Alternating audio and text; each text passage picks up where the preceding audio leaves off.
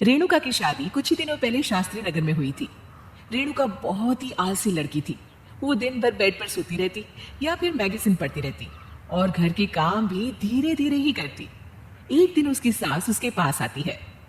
बहू, आज बेसन का चिला बना दे, बड़ा मन कर रहा है। हाँ मम्मी जी, बनाती हूँ थोड़ी देर में। थोड़ी देर में? अरे थोड़ी देर में तो रात के खाने का वक्त हो जाएगा बहू। अच्छा मम्मी जी, तो फिर आप रात का खाना ही खा लीजिएगा ना। हे भगवान, कैसी आलसी बहू मिली है मुझे, हर काम को बस टालती ही रहती है। रेणुका दिन भर बस आलस पना ही करती रहती। एक बार रात के खाने पर सब बैठे हैं तो रेणुका का पति कहता है, अरे ये क्या, आज फिर से करेला? रेणुका, हफ्ते में तीसरी बार ऐसा हुआ है कि करेला बन रहा है।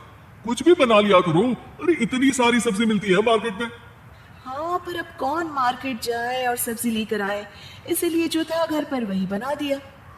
बहू, फ्रिज खोल कर देखती तो पता चलता कि सारी सब्जियां रखी होती है, पर तुम्हारा आलसपन खत्म हो तो तुम्हारी नजर जाए ना।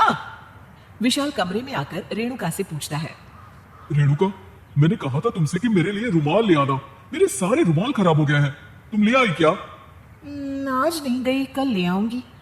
ओफो, पिछले 4 दिनों से मैं यही सुन रहा हूँ। बिना रुमाल के ऑफिस जाना पड़ रहा है।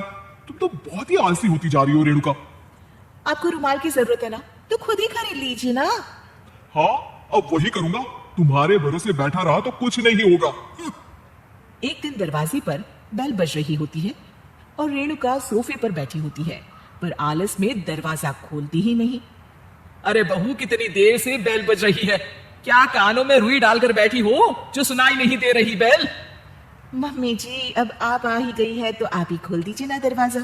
क्यों मुझे ताना मारकर और देर कर रही है? अरे वाह, उल्टा चोर को तवाल को डांटे। सास दरवाजा खोलती है तो उसकी पड़ोसन दरवाजे पर खड़ी होती है।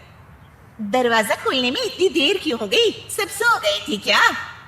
और यहाँ पे कोई वक्त है क्या सोने का? हाँ? अरे नहीं नहीं, ऐसी कोई बात नहीं है। आइए आइए, आप लोग अंदर आइए। ओफो, इन सबको भी अभी आना था। अब मम्मी जी लगा देंगी मेरी ड्यूटी किचन में। बहू, पकोड़े तल दे। बहू, चाय बना दे। अरे बहू, सो गई क्या? कब से आवाज दे रही हूँ, जा चाय बना कर लिया।